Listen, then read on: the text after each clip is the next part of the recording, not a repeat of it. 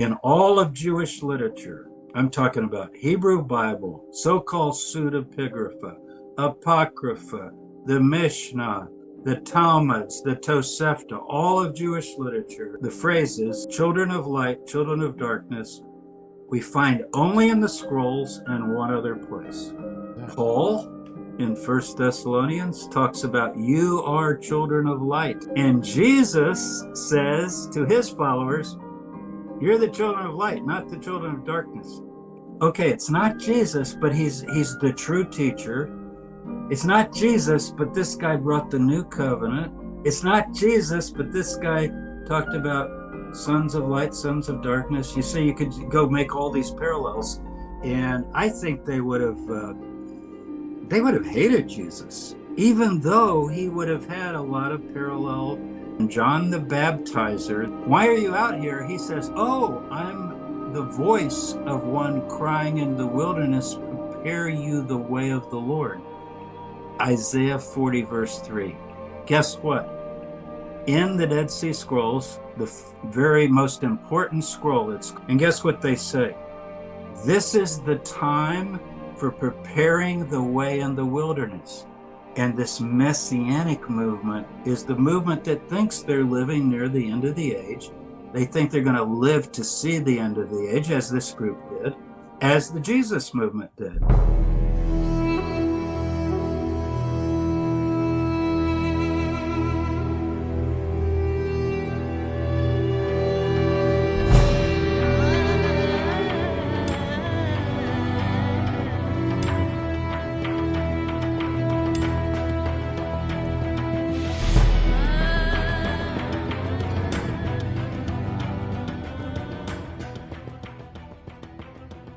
Welcome back to the Gnostic Informant, and you are about to attain true Gnosis. And joining me today is Dr. James Tabor, professor in the Department of Religious Studies at the University of North Carolina at Charlotte. He's a professor of Christian origins and ancient Judaism, and served as chair for a decade. His Ph.D. is from the University of Chicago. He previously taught at the University of Notre Dame. He is a one-stop shop for the Dead Sea Scrolls. He's made 72 trips to Israel. He's been on the ground in Qumran. He wrote the Jesus Dynasty, Paul and Jesus, Paul's Ascent to Paradise, and he in the 1990s, Robert Eisenman and him are the ones who spearheaded the efforts to get the Dead Sea Scrolls released. So we are very, very blessed to have you on here to talk about the Dead Sea Scrolls. This is one of the top archaeologists in this area, and so we have a lot that we are about to learn right now. How are you doing today? I'm doing good. I'm glad to be with you, Neil. Two caveats. I worked with Eisenman and certainly encouraged him, but I would want to give him the credit. I was his faithful helper, perhaps, in many ways. And then Hershel Shanks, the late Hershel Shanks, editor of Biblical Archaeology Review. Amazing person, a friend, but I was involved at the very first with that, and we finally got all the scrolls out. The other thing, I'm not an archaeologist. I want to clarify that. I do archaeology, and I've dug at 7 different sites, and I've been on licenses, but it's important to point out my training is as a historian of ancient Mediterranean religions. And yet I do consider the material evidence, which a lot of historians don't. They just go to libraries and read books and texts. But I think the material evidence is very, very important. It's always a challenge to interpret it, as we'll see in this interview. But so I'm ready to go to talk about the Dead Sea Scrolls. Yes. The most fascinating and maybe important discovery in our era or lifetime, or of course it's before your lifetime. Yeah. And pretty much about the same year I was born, I'm revealing my age here, we have the discovery of the Dead Sea Scrolls. So, well, with that being said, I'm very happy to have you here. The question everyone wants to know is, who wrote the Dead Sea Scrolls? Who wrote the Dead Sea Scrolls? Let's start with that. That's a great question. I'll tell you what, I'm going to just mention a couple things here as I enter into that. It is not an easy question to answer, and it's fairly controversial. Of course, I'm going to give you the correct answer. My view is correct. Ha ha ha. But I really want to mention this book. I want you to highlight this book. You can see it's a nice thick paperback book. I think it is 500 pages. So this book, it's written by Vanderkam and Flint. Peter Flint passed away a few years ago. James Vanderkam, very important. I taught with him at Notre Dame. You mentioned teaching at Notre Dame. The Dead Sea Scrolls, the title, The Meaning of the Dead Sea Scrolls. This is your one-stop shop. All the theories, all the possibilities are covered. It's an amazing book. How do you date them and what are they and all the possible theories. And then you need the scrolls, obviously. This is Vermes is the translator, Geza Vermes. That's the one I have.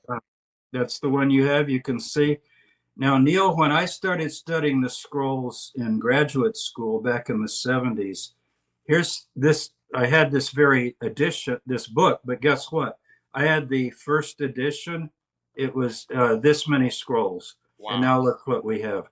So Wow. we have more than doubled our scrolls. I also want to mention two things.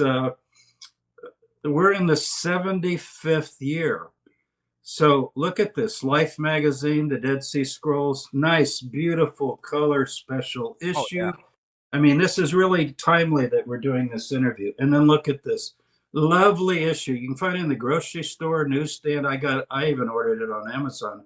The Dead Sea Scrolls, 75 years since their historic discovery. Both of these are great to get, and I hope your viewers will maybe read those and take a look at them. Absolutely. So here's the challenge we have in dealing with who wrote the scrolls. First of all, we have to say what is in the scrolls, because there's not a one answer to who wrote them. For example, 40% of the scrolls are copies of what we call the Hebrew Bible. Well, obviously the group did not write those scrolls. Those are the scrolls that they consider their Bible.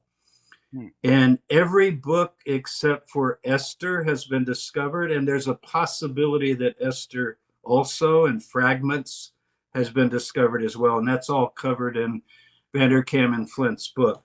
But there's, depending on you count it, how you count it, the Christians count 39 books of what they call the Old Testament.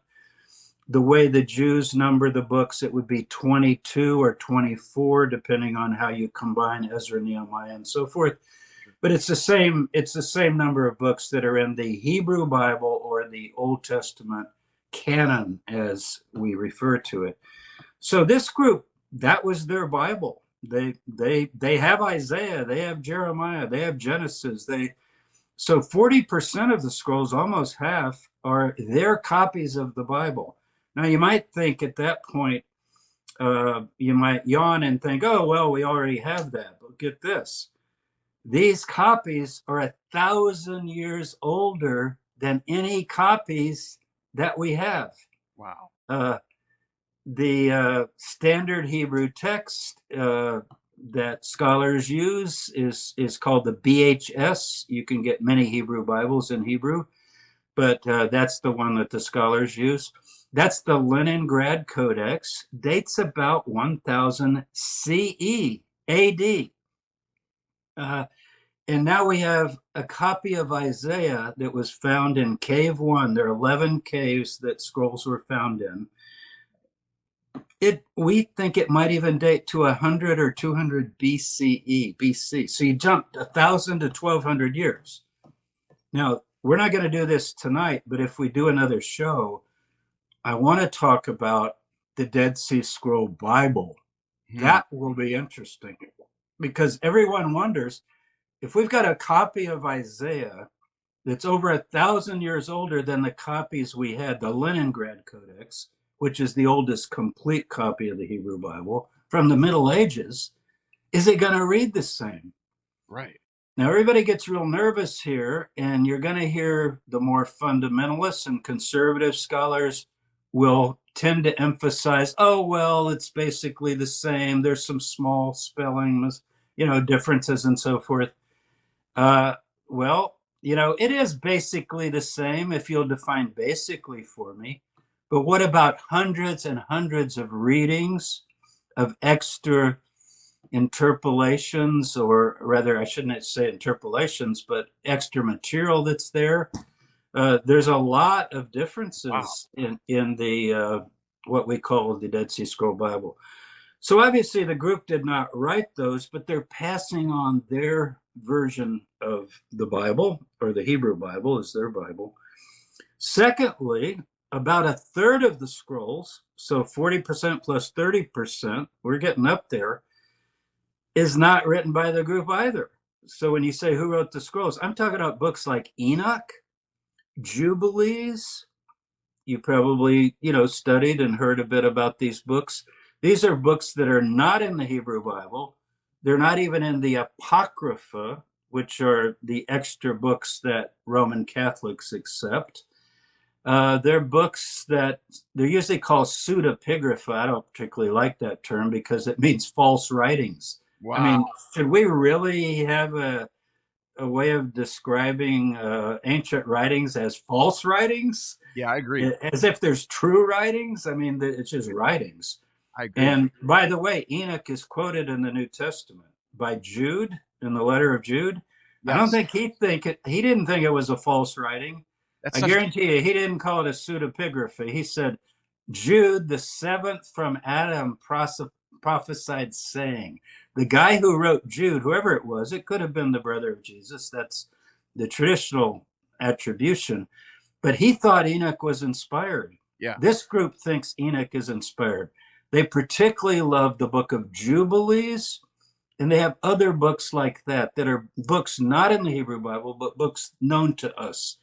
And they studied these books, and the reason they love Jubilees is it uses the calendar that they approved of. We'll get to that in a minute. It's a little bit later tonight or during this session. We're doing it in the evening. Now, so that leaves what? We got 40, 50, 30%, right, of other scrolls written by the group. So when people ask who wrote the scrolls, that's usually what they meant. What they mean, obviously. They're talking about what we might call the sectarian scrolls. But sectarian is also a little bit of a problem for me because I want to give all groups of Judaism equal status. And if you start talking about mainstream Judaism is this and the sect is this, you've already diminished it and put it down, right? Just like we talk about cults and sects. Oh, this person's a member of a cult or a sect, but this other person is a Baptist or a Presbyterian. Those are like the approved religions. We don't want to do that if we're doing history of religions.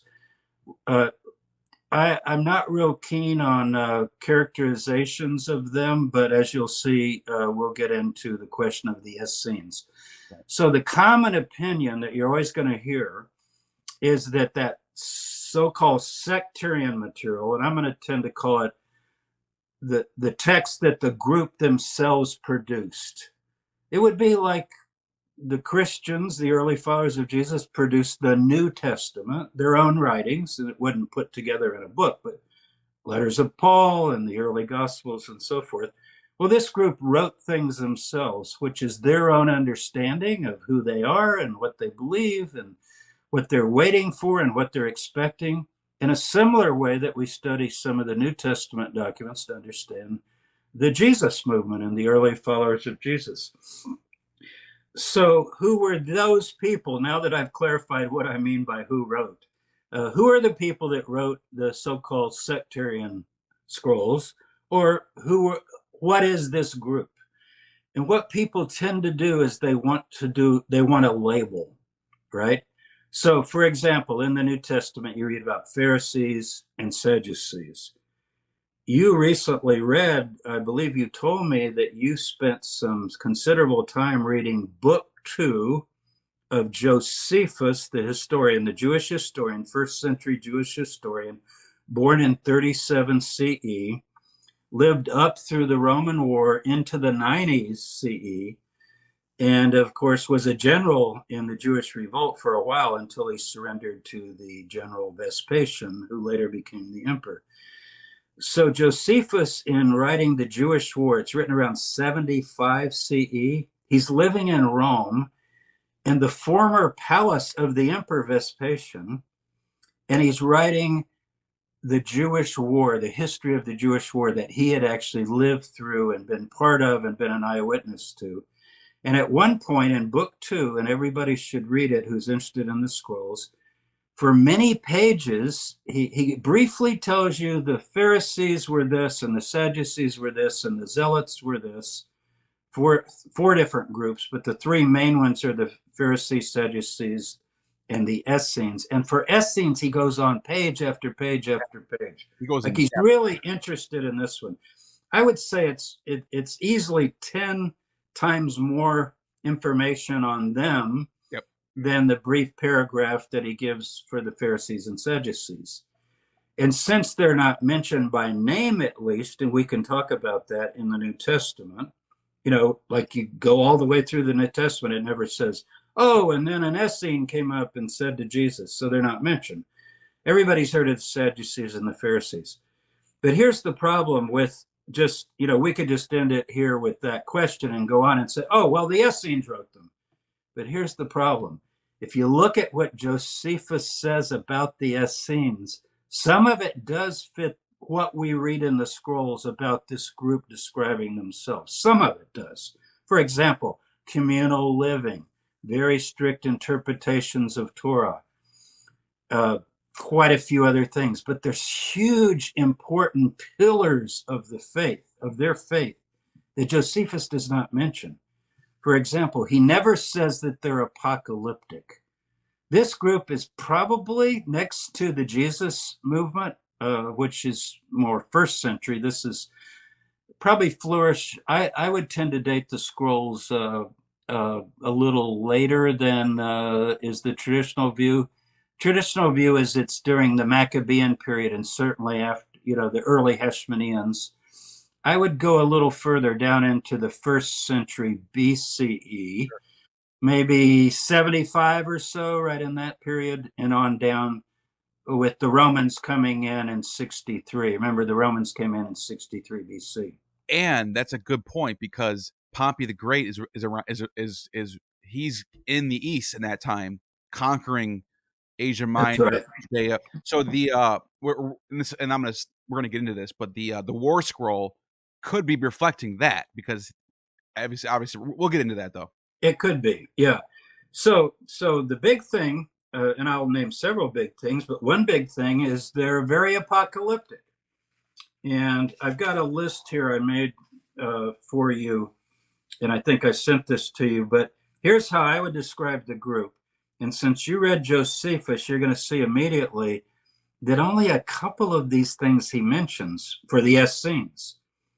So even if I say, okay, Neil, they were the Essenes, and all you know about Essenes is what Josephus says, you're not going to even get close to understanding the group. Because what Josephus is trying to do is right for the emperor. He's basically wanting to, I think, say, hey, we Jews, we have great philosophical sects just like you Greeks and Romans do. We have the Essenes, they're like the Pythagoreans. We have the Stoics. We have it would be the Pharisees, they're like the Stoics. And we have the Sadducees, they're like the Epicureans. That's what he's trying to do. He's not trying to give a historical description. Now, I think he knows what they're like, but he wants Vespasian to actually like them. If Vespasian knew what this group was all about, what we now know in the scrolls, and any of them were still around, oh boy, he would put out the word, you hunt these guys down, you crucify them, you get rid of them because they're a threat to Rome. Well, imagine if Josephus was like, hey, Vespasian, just so you know, you are the leader of the Sons of Darkness. That's right. Yeah, exactly. Yeah. So here's my list. Apocalyptic, Messianic. He never says they believe the Messiah or expecting, oh, that would be a buzzword. Vespasian would have a heart attack. There's a Messianic group still out there. I thought I got rid of all those kind of crazy people. And the Messiah is supposed to be a king. If they hear the word king, no. Bad. So apocalyptic, Messianic, new covenant. Now, Vespasian wouldn't even know what that meant. But Jeremiah 31:31 says, in the last days, God will make a new covenant. Well, a new covenant requires a new Moses, right? Guess what? They have a teacher. They call him the righteous teacher, the teacher of righteousness. Dr. John Reeves, who teaches with me at UNC Charlotte, he's made a really good argument and published this, that teacher of righteousness really means the true teacher. You know, not like he taught some righteous stuff, but the right teacher. They also call him the unique teacher, same idea, and the beloved teacher. This guy is it. He's a prophet like Moses. So he can inaugurate a new covenant and give all the proper interpretations. He's basically going to reveal the version of the true faith of following the God of Israel for the last days. They baptize, I'm using baptism just for people to understand.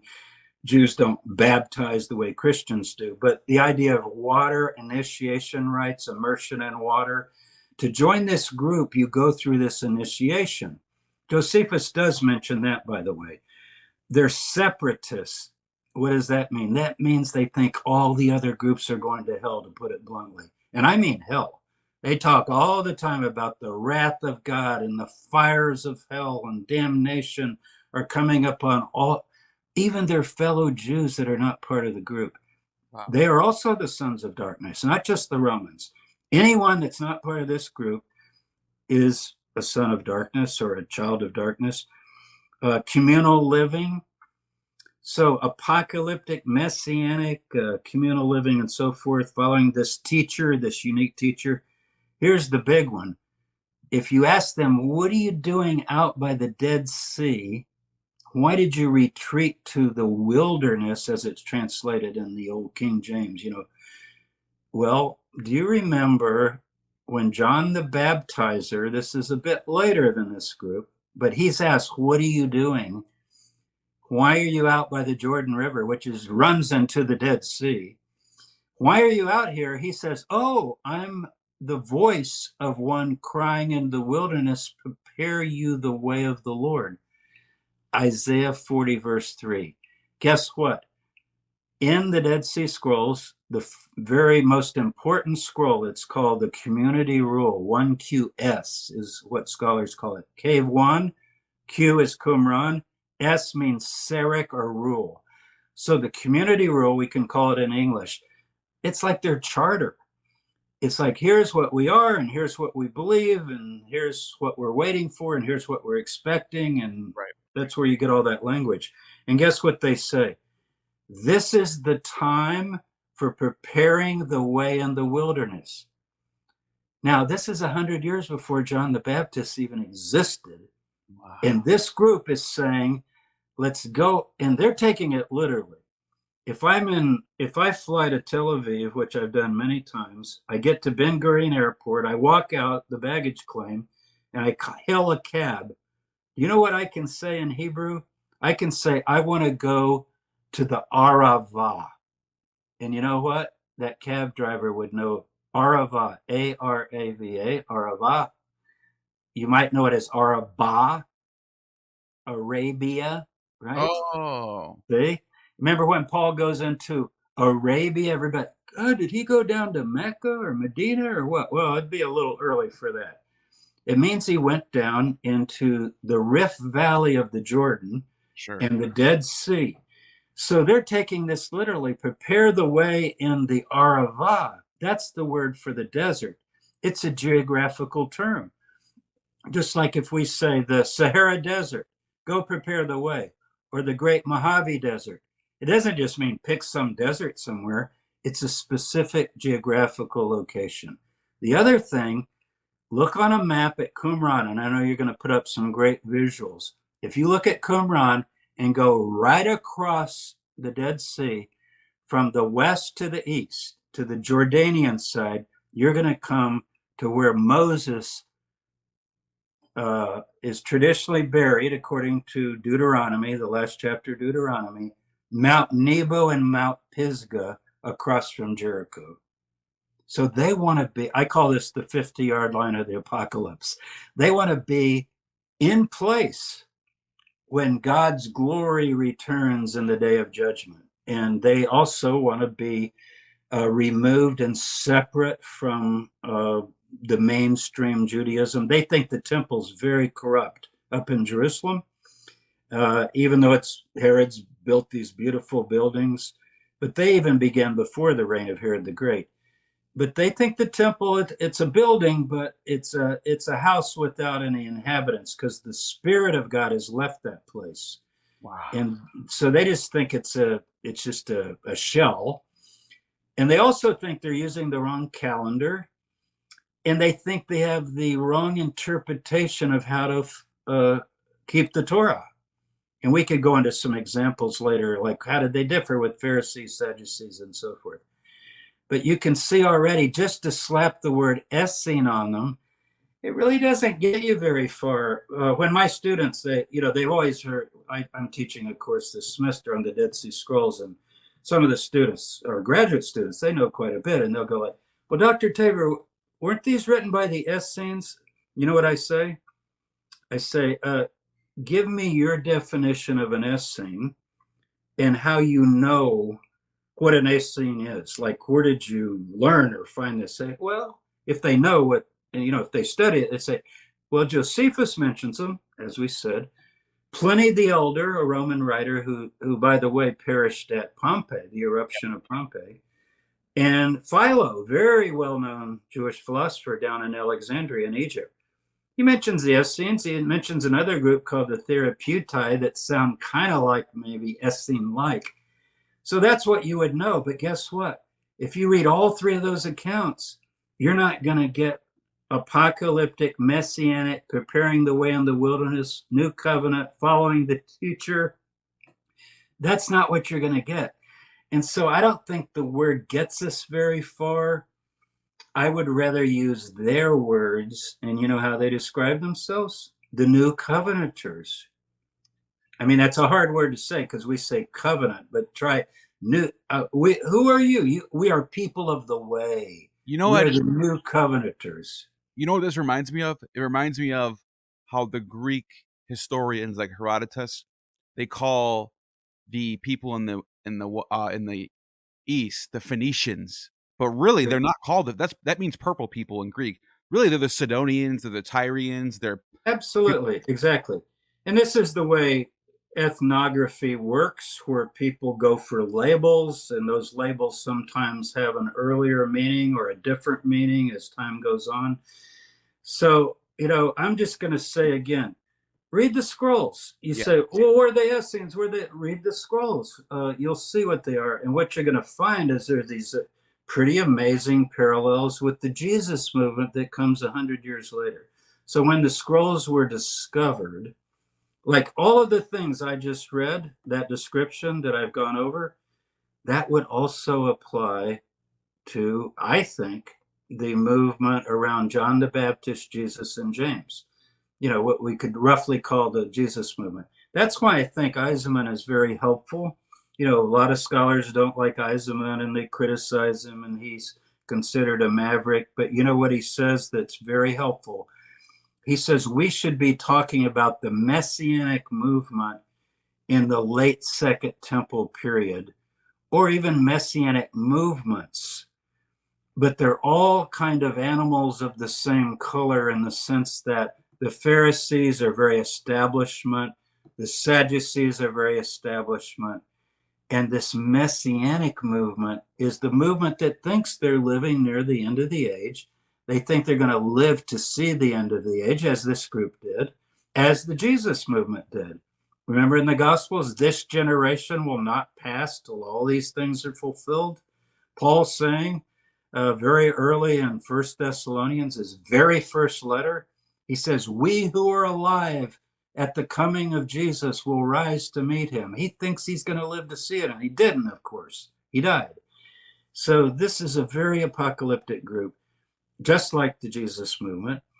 And think of it as kind of streams of apocalyptic messianism flowing through history, starting around the time of the Maccabees.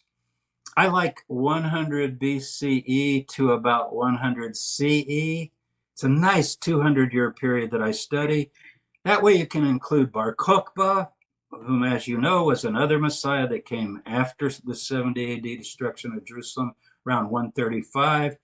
But that shows you messianism is still thriving, and the Romans still have to deal with it. And Hadrian, believe me, he was very well aware of this and was very, very determined that this would never rise again.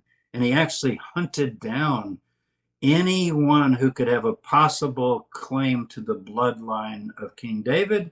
Wow. And often would execute them. And Vespasian did the same thing. He was hunting for people that could maybe have the pedigree to claim to be the Messiah. So that would be my long answer to who wrote the scrolls. That's a good answer. The who wrote the scrolls is the group described in the scrolls. They wrote the scrolls as far as the 30%. But there is the possibility that Stephen Goranson has suggested, and I've always found it attractive, that these people do call themselves the doers. Yes. The doers. Very interesting. Paul says, not the hearers, but the doers. He refers to that in Romans. Jesus said, don't be hearers of the word, be doers of the word. Just this idea of being a doer, right? James has that in his James has it as well. So guess what? In Hebrew, osim. Now, listen, osim haTorah, the doers of the Torah. Osim, Essene. Very, very close. If you put it into Greek, you could see how. So it's possible that Goranson's right, that Essene is just saying the doers.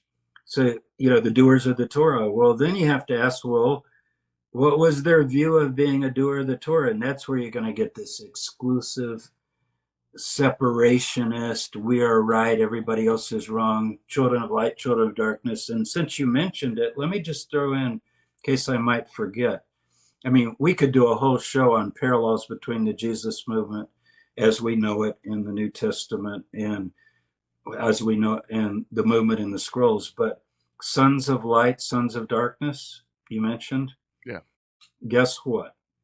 In all of Jewish literature, I'm talking about Hebrew Bible, so-called pseudepigrapha, Apocrypha, the Mishnah, the Talmuds, the Tosefta, all of Jewish literature, the phrases, children of light, children of darkness, we find only in the scrolls and one other place.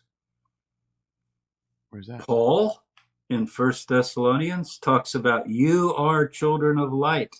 Oh, yeah. And Jesus says to his followers, you're the children of light, not the children of darkness. Now, that is amazing, and people got pretty excited. You can imagine 75 years ago when these were first found and people began to read them, they thought, okay, it's not Jesus, but he's the true teacher. It's not Jesus, but this guy brought the new covenant. It's not Jesus, but this guy talked about sons of light, sons of darkness. You see, you could go make all these parallels. And he calls the temple, the teacher says the temple is corrupt and it's literally defiled. What did Jesus say about the temple? A den of robbers. You see that idea? Right. And so essentially, people got kind of nervous, like, wait, is the Jesus movement kind of a second run? Like the Essenes kind of died out and their prophecies didn't come through, and then it got revived in the first century. I don't think it's exactly that, like you could just make a one-on-one, because there are also some very significant differences we can talk about. And I think just to conclude that, I would just say, okay, Essene, fine, but realize that the classic definitions of Essene that we get from these three main Roman writers That's not going to really help you with understanding the heart and soul of this group. Right. And I think it's also important to mention in book 2 of the Wars, Josephus talks about there being two different kinds of Essenes. One of them are really strict, like don't marry, and they're out in the sort of like in the, I think he says in the wilderness. But there's another one where he says they're city dwellers and they do marry. And I think it's also important when you're comparing them to the Christians. Josephus makes it very clear that all the Essenes, both the groups, are very strict on the Sabbath. In fact, he says they're more strict than the other two groups when it comes to the Sabbath. Right.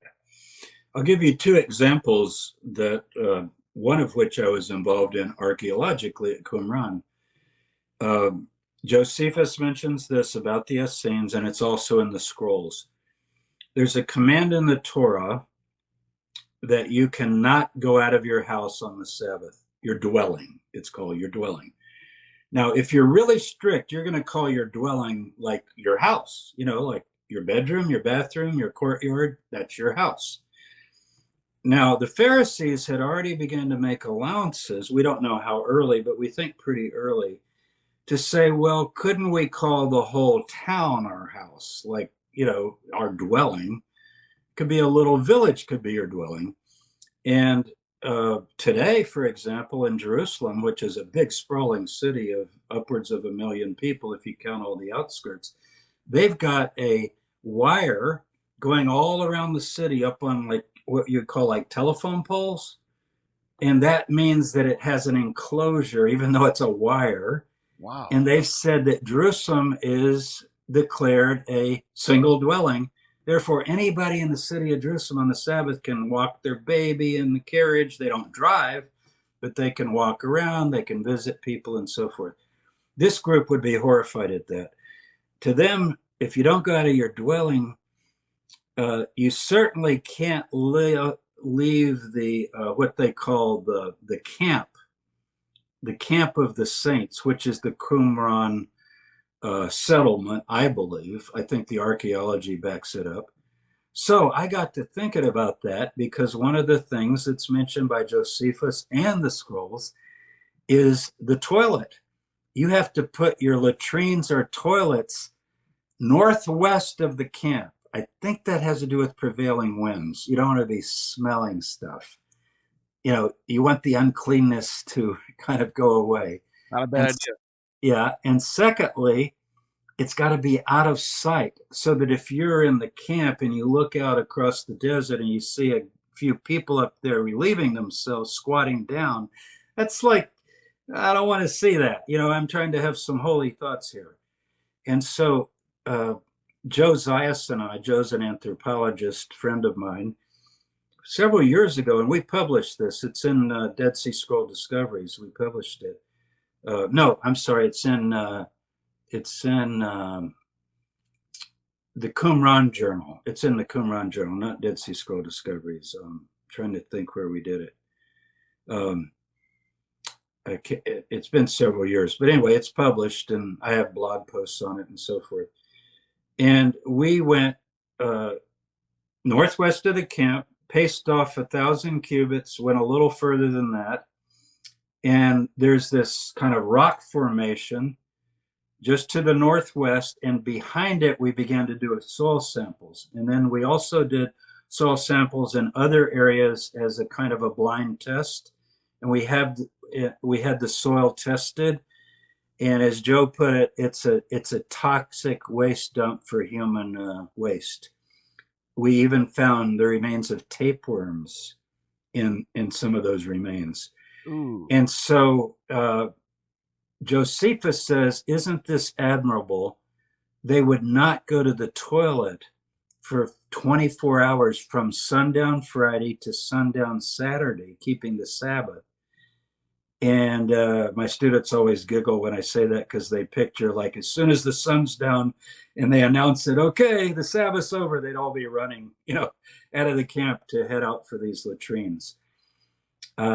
And we think the tapeworm thing, Joe does medical anthropology, that's his field, Josias, and he thinks it might account for some of the skeletons that have been looked at. Many of them are dying in their 40s and 50s. Now, I know there's a common opinion that people have, and it's erroneous, that, oh, ancient people, they all died in their, if you were 40, you were old. That's not true. Right. Where you get those averages is that if you had like 5 children, how many are going to reach the age of 5, 6, 7, or 8? Then they're probably going to survive on up to, say, 50 or 60. But it's not like everybody died at 30 or 40. But Joe's worked a lot with the skeletons at Qumran. There's a cemetery right by the settlement with 1,100 graves. They haven't all been excavated because it's against the law to excavate them. But over the years, before the laws were enforced, people did examine some of the tombs as samples. All male for the most part. I think they found a couple of females, but on the fringe. And Joe concluded that those are later burials that maybe the Bedouin used, over the ages as there's a cemetery, we'll just kind of add our people to this cemetery. Sure. But anyway, he speculated, and it's speculation. We call it the high cost of being holy. So I'm going to be real holy and keep the Sabbath, and I'm not going to go to the toilet. But then as soon as the Sabbath's over, I'm going to go to the toilet, and I'm going to, relieve myself with a whole group of other people. And then I'm going to walk back to the camp. And before you can enter the camp, you have to go into the ritual immersion pool. And I've just been out walking in this area where people are doing their business and then covering it over with dirt. Now, remember, Josephus mentions that. He said, everybody gets a shovel. If you join this group, you get a little paddle or shovel. We've actually found a couple of those. Wow, I didn't know why he said that. Yeah, because they got to cover their poop. Oh my God, that's so cool. And the reason they got to cover their poop is that God's presence is in that area. And this is in the Torah. He doesn't want to be walking around the camp and see a pile of dog poop. I did an episode with human poop, the way we would feel about dog poop on the sidewalk. I did an episode with Dr. Bob like a week or two ago, and we were talking about the Essenes, and I was like, this is right after I read book 2, right after you told me to read this. Yeah. And it was fresh in my mind, and I said, Josephus mentions this weird thing. He says it twice, actually. They get a hatchet, or it says hatchet in my version, but which could mean shovel, I guess. But he says, I'm like, well, I don't know why it says that. Well, that's weird. But you just answered that question. That's really good. That's right. And we found a couple of those. You'll probably be able to pull the visual and put it up. So anyway, we felt like what's happening is they're walking in this soil. Now remember, they're out there for over 100 years, way up into the Roman war. So maybe even 100. If you go from, let's say they were there around 75 BC, and then the Romans finally destroyed Jerusalem and come down to Jericho in the fall of 70. After destroying Jerusalem, they burned Jericho, they burned Qumran. These people are scattering. So you've had 140 years of people using the toilet in a specific area. If you've got 1,000 graves, dead people, how many times have those people used the toilet in that exact area? You see? Wow. So his theory is that they're going to have cuts on their feet. You're living in the desert. You're going to have, it's just, anyone who lives in the desert with sandals, you just have cuts on your feet and so forth. And then they're going to go in the mikveh, the pool. Get infected. And they're going to put their eyes and their head under. All the orifices of the face are going to get infected. And of course, now we can't see the organs or anything. But it just seems like the tapeworms could have been pretty rampant. And if you have really bad tapeworms, you do die an early death. This is Joe's theory. Wow. And I certainly want to consider it as a possibility. Sure. So that's one of the things that is really, really interesting from the standpoint of archaeology that kind of corresponds. The other thing is they have around the camp where they live, the Qumran settlement, a wall that delineates the sacred from what we call the profane or the ordinary. This is common in all religions, so that when you're in the camp, you can't enter the camp without going into the pool of ritual immersion. Hmm. You in a sense are then the temple. Like, I'm not saying that dirt wall, it's actually made out of kind of baked stone, baked clay and so forth. It's built up. It's almost knocked down now, but you can still see it in an aerial shot going around. That's like the perimeters of holiness. So when you've entered into the camp, you have to live a holy life. And that would be, I think, why the women are not at Qumran. I think they can come to Qumran but not enter the camp, because the men in the camp have to keep themselves free from any kind of sexual thoughts or activities and devote themselves to holiness. So it's like separate from women. Remember, in the Torah, it says if you have sexual intercourse with a woman, you cannot go to the temple that day.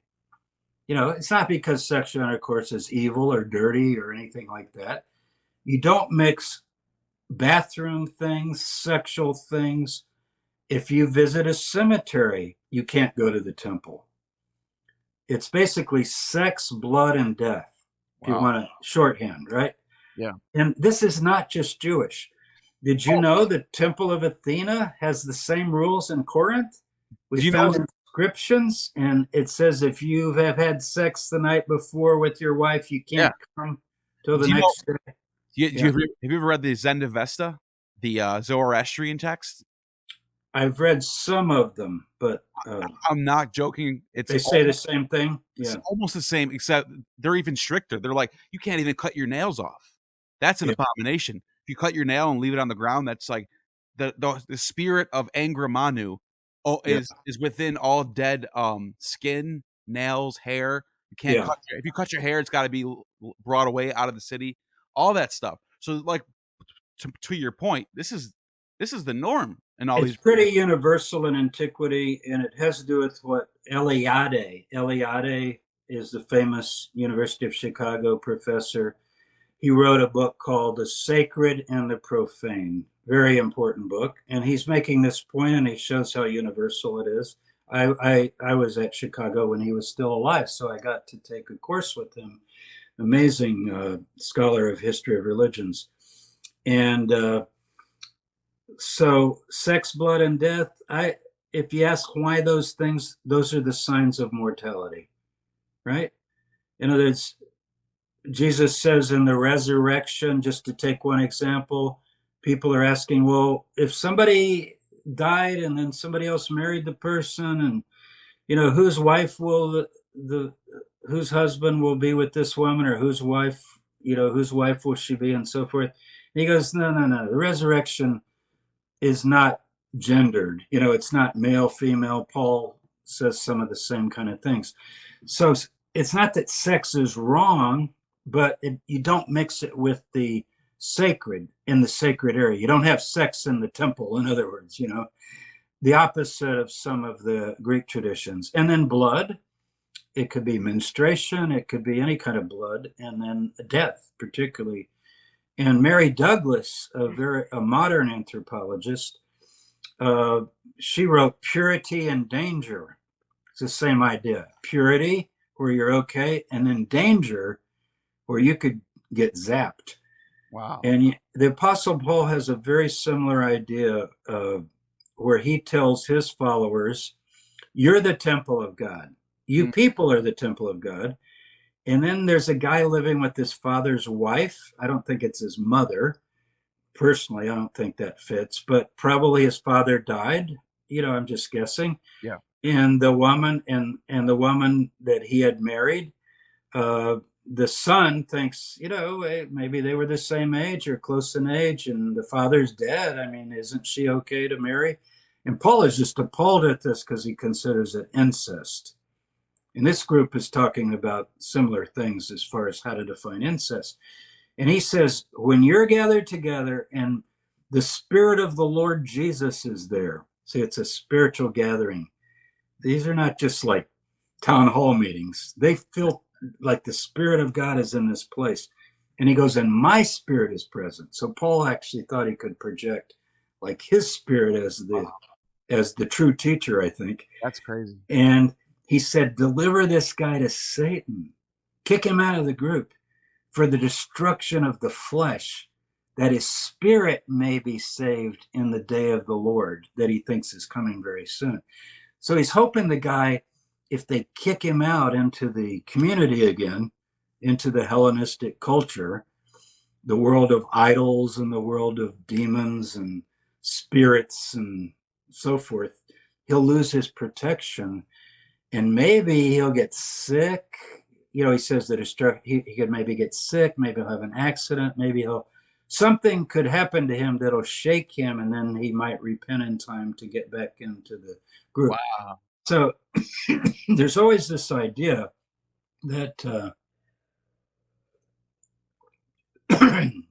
that basically this group of the saints are holy, their camp is holy, and they in effect are replacing the temple.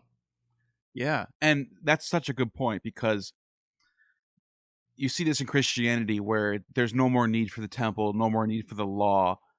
You're circumcised in the heart, and so when I'm looking at this text, right, a lot of people point to this, and I want to run this by you and see what you think. Okay. Mm-hmm. There's the big difference between the Essenes, who are strict on the Sabbath, and even in the scroll, there's a law that says if an animal falls into a ditch, you can't even get that animal out. Well, Jesus literally says, if your animal falls into a ditch, wouldn't you go and get it? Now, my theory, right? Obviously, it sounds like they can't be the same people now, right? Well, this is my personal theory on this. My personal theory is Christianity comes so much later than these scrolls are written, and I think that by the time Jesus is giving his teachings, he could be coming out of one of the streams of these Essenes or messianic, apocalyptic people, like you like to define it as. But he disagrees with this one rule, so he wants to sort of not debate it, but sort of rebuttal this in his own teaching, in his own way. So what I'm saying is there's a progression happening between Jesus and when that was written, and by the time it gets to Jesus, he's aware of this rule, which is why he's actually literally going at it like he's going for the jugular. He's trying to refute this law. That's what I think. What do you think about that? I think that is very close to likely. Movements tend to start really strict, and after 100 years or so, you get the kids and the grandkids, and if they stick with it, they tend to develop in different directions, like you called it, streams.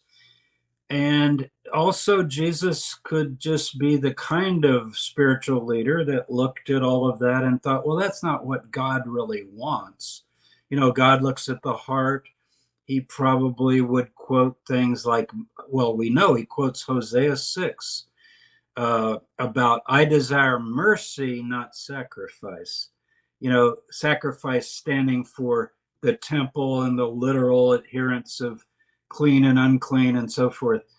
So he seems to be, I don't like the word liberal because that has all kinds of modern political connotations, but let's say he has a more humane interpretation. And on the Sabbath, there's another passage that goes right in with the one you're quoting about getting the animal out of the pit.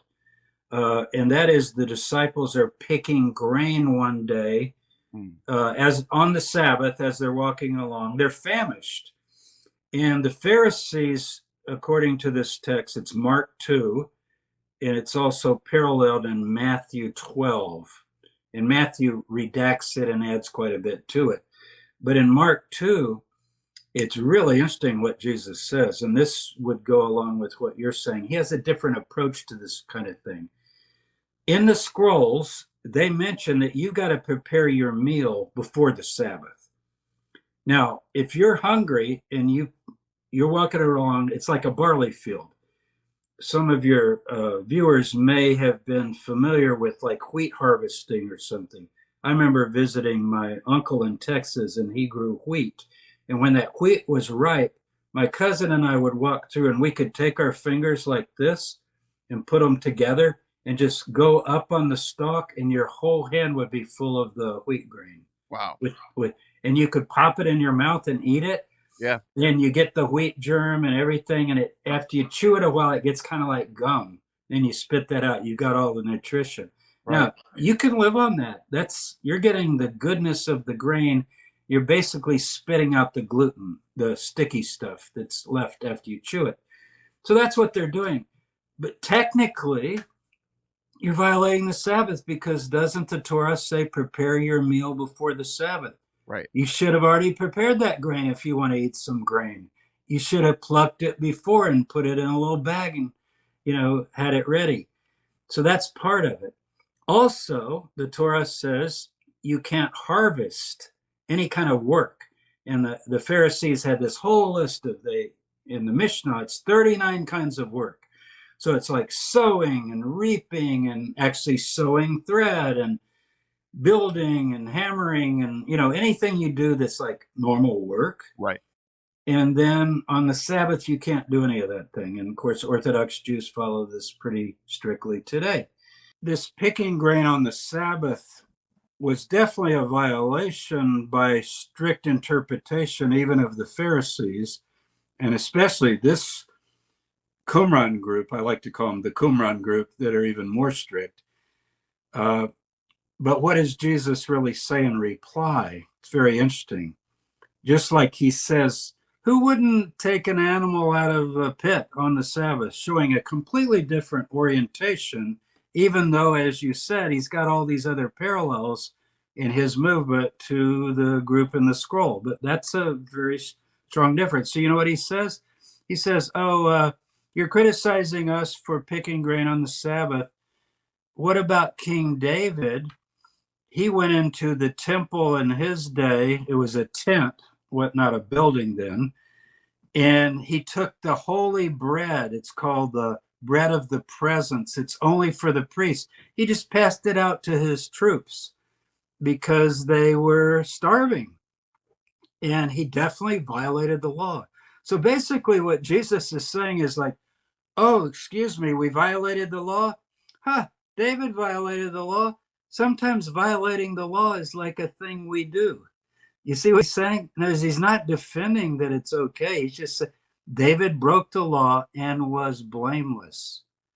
And then he says, and this is the amazing, the Sabbath is made for people, not people for the Sabbath.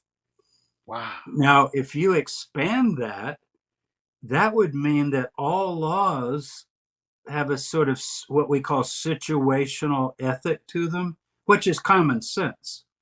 My favorite example with my students is Anne Frank hiding in the attic in Amsterdam. Nazis knock on the door. We heard that maybe there was a Jewish family that is coming and going, or just stories about you have. Oh no, we don't have anybody. Search the attic, and apparently they did. They searched, but they were in a hidden area. Right.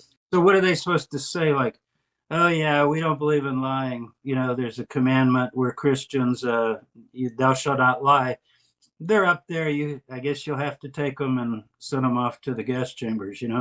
I mean, it's kind of a silly example, but the point is, I think almost anyone would say, just by common sense, that yeah, you can have laws, but then there's always circumstances that determine the meaning of those laws. And that's what halakha is.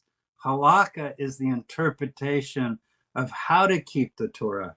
Now, this group is very strict. And I think they would have hated Jesus, even though he would have had a lot of parallel, thematic ideas, like maybe the new covenant, or the end is near, or that he's the Messiah, or whatever. So, which brings us to the question: who is the teacher of righteousness and who is the teacher of lies? What is going on with this? Yeah, you got three characters. You got the teacher of righteousness, we call him TR. You got the WP, the wicked priest, and you've got the L, the liar. Okay? Yeah. Now, the liar is apparently part of the group, And either before or after, I think before the teacher's death, we don't know what his idea was, except they call him the liar. He departs from the community and takes off some followers. So they refer to several times those who departed with the liar. And we do have from the teacher, we don't know his name, but we have in cave 1, by the way, the very first cave, it had these amazing scrolls, the community rule. You mentioned the war scroll. It had the war scroll. It had a whole complete copy of Isaiah. One thing that's overlooked, the Thanksgiving hymns, they're called. 1Q Hodayot, 1QH is how it's abbreviated. A lot of those are actually written by the teacher. They're autobiographical. And you know what he says? My familiar friend who dipped his hand in the dish with me, like at a meal, has lifted up his heel against me. Now, does that remind you of anything? Last Supper. Right. Identifying the betrayer. Wow. Among the group. And it actually quotes that text. It's amazing. I mean, when people saw this, they go, oh my God, it's like he says a guy left him and betrayed him, and then Jesus had a guy that betrayed him, and so forth. So as far as who the teacher was, and then we'll get to the wicked priest. The teacher, they say, I'll use their language, they said, we wandered like blind men searching for the way for 20 years. So the movement started before the teacher arrived. This is in the Damascus document, which is found at Qumran, but we already had copies of it from the Middle Ages. We don't have time to go into this thoroughly, but scrolls were found around Jericho in caves hidden in jars around the time of Origen, 3rd century AD. Right. And Bishop Timotheus, 9th century. So some of those made their way down to Egypt and had been discovered by Solomon Schechter in the Cairo Geniza, which is an old synagogue in Cairo that belonged to the Karaites. But anyway, we don't need the details there. But anyway, it says that we wandered like blind men for 20 years searching for the way, and God raised up for us a teacher of righteousness, which I would want to translate a true teacher, a prophet like Moses. So he's like a new Moses who's going to now inaugurate the new covenant, get a people prepared for the end of days. Very apocalyptic. Because these people think they're going to live to see the end. The other thing it says about him is God made known to him all the mysteries of his will, all the mysteries. So he has the interpretation of the calendar. He has interpretation of all the prophets, like Habakkuk is one of the texts. It's a text in the Hebrew Bible, and we got their commentary on it, where they tell you what it means. It's amazing. It was also in Cave 1. And I can take the scrolls just in Cave 1 and say everything I'm doing tonight. And this Habakkuk interpretation, right? Yeah. As soon as I see this, I'm going back to Josephus when he talks about the Essenes are taking oaths to preserve the scriptures, but not only that, he says right after that, he says, and they look for the scriptures to find prophecies of the current times. That's right. It's wonderful to read the Habakkuk Pesher. And one of the things they say is the wicked persecute the righteous. Okay, you would expect that in Habakkuk because it's the Babylonians when he wrote it. And guess what? They say, interpreted, this means the wicked priests who pursued the teacher to his house of exile. So the teacher used to probably be in Jerusalem. He's gone out into the desert, probably Qumran, I would say. Right. Now, how can the wicked priest, who's probably the high priest in Jerusalem, if we could get the date, we could maybe identify him. Wow. And he goes out to persecute the teacher on his holy day of fasting, which is Yom Kippur, because this group's having Yom Kippur, the holiest day in Judaism. They're keeping it on a different day than the Jerusalem temple people, the Pharisees and the Sadducees. It's supposed to be on the 10th day of the 7th month, but what is a month? And they have a whole different way, a solar way of doing their months. We can talk about that maybe in a future interview and get into some of their specific rules. But anyway, the wicked priest is the priest, I think, in Jerusalem that's in power. And it says that he at first was following the right way and then became evil. He departed from the way.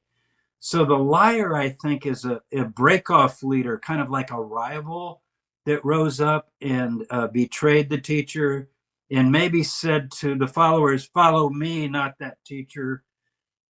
We don't know how the teacher died. There's some indication that he might have been killed. But they expect the end 40 years after the teacher's death. That's very important. And 40 years passed by the time we get to Habakkuk Pesher. And guess what? They say that all the times are prolonged because God's mysteries are unfathomable. In other words, they don't say we were wrong about the 40 years. They say that God has extended the time. So we were right. The day of wrath was to come in 40 years because they're going by a prophecy in Daniel. And it's like the people today do that stuff. Yeah. Well, today, the tendency today is reset the date or say it really happened, but it happened spiritually. Preterism. You get that real common. Yeah. Like Jehovah's Witnesses, Russellites, they go like, Jesus is going to come in 1914, and then he didn't come. Well, he did actually come, but he came spiritually, not physically. Yeah, you just missed him. But what they say is a little different. What they say is, no, the 40 years was correct. The day of wrath was set, but God decided in his mercy not to bring it on. And now there's no more calculation. Like it could come tomorrow, according to them. They're just ready. So that's going to ramp up the apocalypticism like you wouldn't believe, because they don't think there's anything else to be fulfilled except the intervention of God. Now, when the teacher gets killed, guess what they quote? Zechariah, strike the shepherd and the sheep will be scattered. Isn't that interesting? Very interesting. People that know the New Testament might remember that on the night Jesus was betrayed, as they're walking across the Kidron, according to the Gospel of Mark, our earliest gospel, Jesus says, it is written, strike the shepherd and the sheep will be scattered. Quotes that very verse about his own demise. Now, whether the historical Jesus said that or not isn't the point. That'd be hard to prove. Like on that night, he actually quoted that. But that the community is also turning to that same scripture to explain and understand the death of their teacher, Jesus, just as the Qumran group is writing, strike the shepherd and the sheep will be scattered after the demise of their teacher. That's just amazing stuff. It shows they're all swimming in the same kind of general stream, but then it's got branches that go out and so forth. And I think these people that live outside towns and villages, and notice Josephus says outside, not inside, because they have their own holiness rules, their own meal preparation. Like they wouldn't go into any village or city, not even Jerusalem, and like drink water from a cup that another Jew in the city might invite them and say, come to my house, here, have some water. No, I can't drink out of that cup. I can only use the utensils from our group, because they were very much into ritual purity. Jesus is touching lepers. He's talking to women, even talked to a Samaritan woman. He's not that strict on the things that they thought were so important. And it's a different way of being religious, but he has all these other parallels. So I don't want to call it liberal Essenism, because that I just don't like the connotations of the word liberal. But it's accommodating. It's more accommodating to human need and human welfare. But it's also important to point out that the New Testament goes out of its way to sort of highlight the differences between John the Baptist and his followers in Jesus and his followers when Jesus is asked, "How come you're not being like John or doing or you know what I mean?" Like they sort of highlight that there is sort of a Especially on fasting, right? Yeah, he yes says, on the issue yeah, of fasting. That's what it was. that's right. That's right. And yet, John, I would say, he's usually been pictured. Well, if anybody was an Essene, it was John. He was really strict. And he does seem to be stricter on some things, like, he's a strict vegetarian. He doesn't drink wine. He has a Nazarite vow, it's called, it seems. But he also has some accommodation tendencies, if we're to believe the little bit that we have of him from the source that the scholars call Q, which is this two source saying material that's in Luke and Matthew, because there he does talk to tax collectors, Roman soldiers, and so forth, and he does address them. So I think even John would probably be considered too accommodating for this early stage of the group that we see in the original scrolls. They are really strict. And the people that are outside the cities and villages, they do gather once a year down at Qumran on the day of Shavuot, which is Christians call it Pentecost. They gather and they all renew the covenant. And in the scrolls, then it does mention men, women, children all together for the annual festival of the renewal of the covenant. But there's a whole plateau area that they could stay. They probably put up their tents and so forth. And I don't think they were invited into that inner camp where the celibate males are living, because that would, defile. They would consider that defiling. So, Wow. Well, is there anything else that you think needs to be said regarding these topics before we close this out? if we do other shows, there will be other things that we could talk about. Because there's so much that we can get into that we just touched the surface here. Exactly. Yeah. And you're going to mention this, and you always are real good at pointing people to some of my other resources. But there's one YouTube lecture I have in particular on my station. It's James Tabor videos on YouTube that I think people would really appreciate hearing, because it gives the details of this teacher and his death. And Absolutely. That's Dead Messiahs Who Don't Return. Yeah. And I know that's a provocative title, and you should see the comments. People are going like, "Oh, you're going to go to hell. You don't believe, that Jesus is the Messiah." And it's not even about Jesus. They didn't even watch it. They just saw the title. No, what I say is every Messiah I know of is dead, and none of them have returned. Yeah. It's just a statement of observation. And by it's the not way, a statement of judgment. It's not a statement of faith or non-faith. It's an observation. And your other video is called "Who Wrote the Dead Sea Scrolls," right? Is that what it's called? Yeah, that would go over a lot of this material that we've covered, but in a different way. Yeah. And I watched that video, and that's what got me down into this path of trying to get. So that's another one you should go check out. The link's in the description. Anyone who wants to check it out, right in the description, just click right on there. It'll bring you right there. Subscribe to James Tabor. Make sure you do that. He's putting out really good content. He's also bringing back old interviews that aren't on the web yet and bringing them to this audience that you can watch. It's all really good educational stuff. And yeah. Thanks, Neil. And if we do talk again, there's any number of things, but one of the things that I think would be really interesting is what I mentioned. What is the Dead Sea Scroll Bible? Like, if not that it's bound together and they carry it around a Bible, right? But the books of the Hebrew Bible that they are reading, how do they differ from the Masoretic text, which is the traditional Jewish text? Now, have you heard of the Bible codes?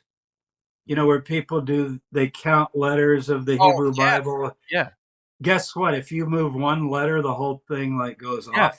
Well, what if you have whole words different and whole phrases different? Then what's going to happen? You see? Well, that's the thing with the Masoretic text. They have these. It's so perfect that you can get like codes and stuff like that. Like someone showed me this.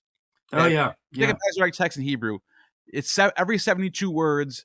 Every 72 letters, you give it a T, and then that's book over, or that's Genesis is T, Genesis, Exodus is O, and then R, and then H, and then you can spell Torah. It's like that's right. Yeah. Crazy stuff like that in there. All right. The That's question true. is, Yeah. does the Dead Sea Scrolls have that?